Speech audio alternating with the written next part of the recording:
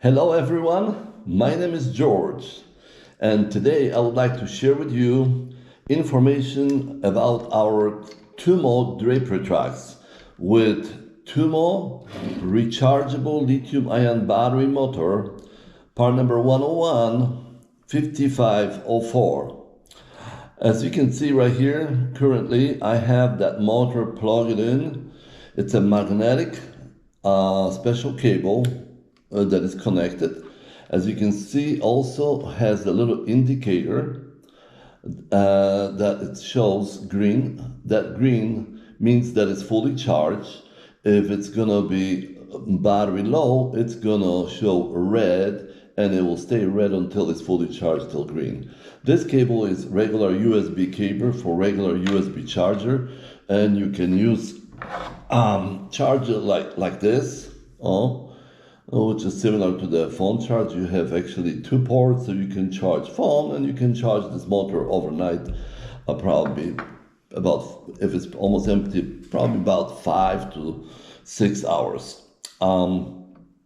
So we're gonna put this motor aside for temporary. I want to talk to you about this track. So this is pinch pleat drapery tracks. As you can see, it's a center open with two masters for overlap in the middle and pinch pleat carriers.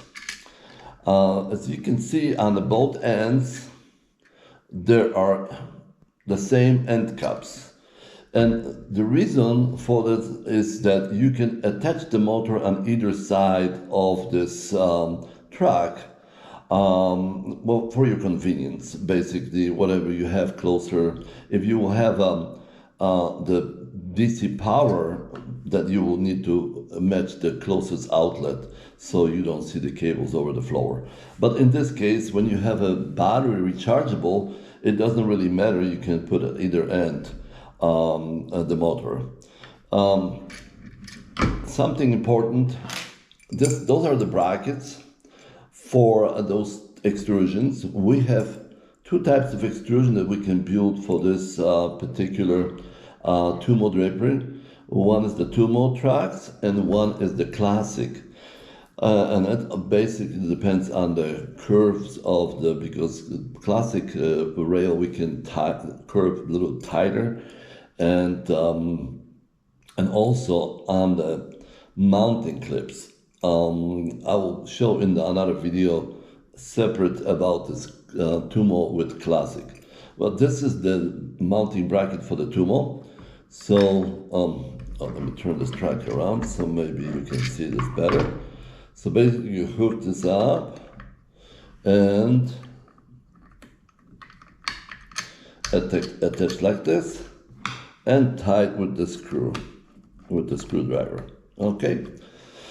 You distribute this brackets. Very important that you start with the brackets right above where the drapery stack is.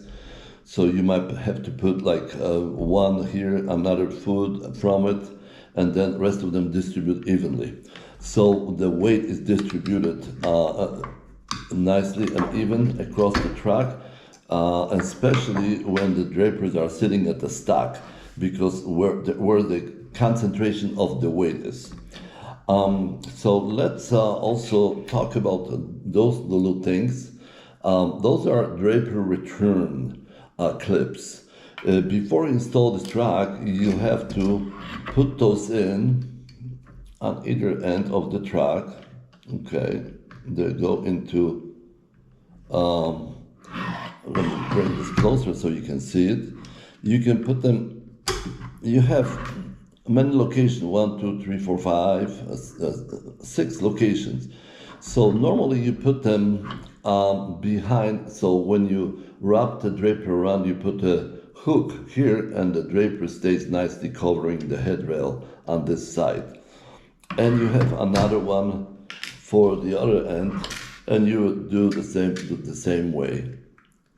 Okay, so just basically slide it in like this. Oh, you can probably see it. And then you mount this into the ceiling. this has to be inserted before installation, because if you install the track first and forget about this, then it's very difficult to put this in, because you have to have a little bit of the room, about this much room, to slide this in. So you will have to drop a couple clips so the track is lower so you can insert this.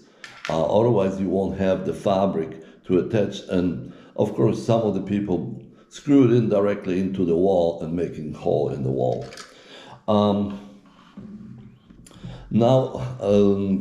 Since we already have this motor fully charged, let me disconnect this cable.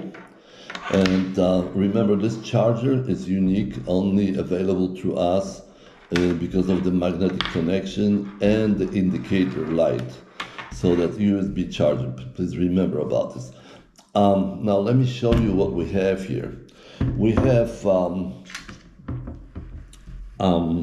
LED light, LVI port, contact closure or dry contact closure, S button, and P button. S is for settings and P is for pairing. So I will demonstrate to you what to do. So first you're gonna have to wake up this motor. To wake up this motor, you have to press this button. You can use this, or I actually use a lot of times antenna, because antenna you can bend it and press it on this button, and when you press it once and its motor start blinking, it's ready to be programmed. Basically, programming start with the auto calibration. So when you have this position of the motor, you pull on the master and to either direction, and the master will go to full close, and then stop for just a second and go back to full open position. And that's the auto calibration. Then you pair the remote and you continue, which I'll demonstrate in just a moment. And if you want to put motor into sleep, then you press, because we didn't do any calibration, so yeah, if you press this until it's gonna blink orange, yeah, like this, then the motor is put to sleep, nothing happened, it's not activated, touch control. Let's start this. I'm going to insert this motor into the extrusion. Something I would like to stretch to everybody, a very important element. When you insert this motor into the extrusion, it's very important that this lock mechanism is pushed all the way behind this little lock device. You can use screwdriver, see it like this. Hopefully you can see it, okay. So it's secure, it will not open it up, because if it's not fully in lock position, the motor can unlock itself and fall down from the track, causing the damage to the housing, causing the damage to the track. So always remember, make sure to fully lock this, this motor. So the next, what we're going to do is we're going to do the auto calibration. So I'm gonna turn this to you. I'm not gonna be able to see it, maybe I will. So I'm pressing with the antenna this button until motor will blink. Okay, blinks. So I wake up the motor, and then I will gonna press again. Now it's blinking. Once it's blinking, that as the LED, it's ready to do auto calibration. So that's all I have to do is just push on the master. It went all the way to close, and it went to open. So it did the auto calibration, measure, and see, backed up a little bit. I will recommend to do this part when you have all the drapery at least on one side hang, because drapery have different width, different weight, and can create more stack. So once you have the drapery, don't hang up to the master, just let them hang here and do the auto calibration, so the master will know how much to push the drapery and how to adjust and calibrate to your stock. So now we are ready to pair any remote. So because we're not setting any limits on this motor, we can pick any motor, of course, and in this case, let me pick the 15-channel remote control, like this. This is, 5-channel wall switch. It's also remote control, and we can pair it to any of the channels. So this is going to be on channel 1, and we have to put the motor into the pairing mode.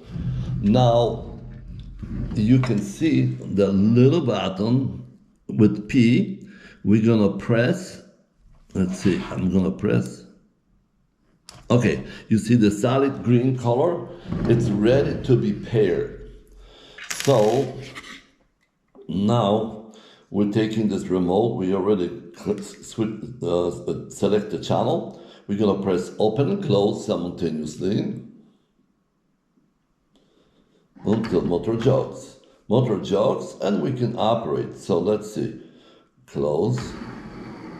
As you can see, it's corresponding correctly from close to close and open to open. That's it. And this is very simple and easy to make this track working and to install, program, and set the auto calibration and program the remote. We can also program another remote. To program another remote, you can press the button again on the motor head, or you can press the stop button. Let's see if this motor has this feature. If we're gonna press stop button, yeah, it did. See the motor jog. The LED it's solid green. And we took the 6-channel remote control. I'm going to select the channel. Let's see, channel 1, and I'm going to press open and close simultaneously. Oh, yes. It should jog in just a moment, and the light blink and turn it off on the motor, on the bottom of the motor. So, and this now it's operating as well. So, close and open. So let's do it open. All right. So we have already 2 channels programmed, right, to remote controls. We have 15 channel, which we do the same way. We're gonna press now on 6 channel stop button until motor jogs. All right, and select on this 15 channel, whatever channel. Let me do the 8th one, and we're going to. It's already in the pairing mode, so we're going to press open and close simultaneously until motor jogs. It did, so it's working. All right. Open. All right. Yes. And this remote control, just like the 6-channel remote control, they both have the all button automatically. So let me select the all. 6, and next one after 6 is the all channel. So you can see that we can operate, see, on this one. And here we have A button. No, this is on the 8. So let's switch to A. The 15 channel is the A channel. And when you press open, it will open, also work on the 15 channel, which is the A channel auto, all channels. All right. So we have 3 of the remote control program. We have 1 more single channel. The same thing. We can choose any of this remote control and select the channel. Let's say we're gonna, on this one, we're not gonna select the channel. So we're gonna press stop to activate the motor again. The motor jogs, and pressing open and close until motor jogs. And we have all 4 remote controls programmed Okay, close and open. All right. That's how we did and program all the remotes and and um, and pair the motor and set up the auto calibration. And I hope this is gonna be helpful for you in the future installation. And thank you very much for watching and see you on the next video. Bye bye.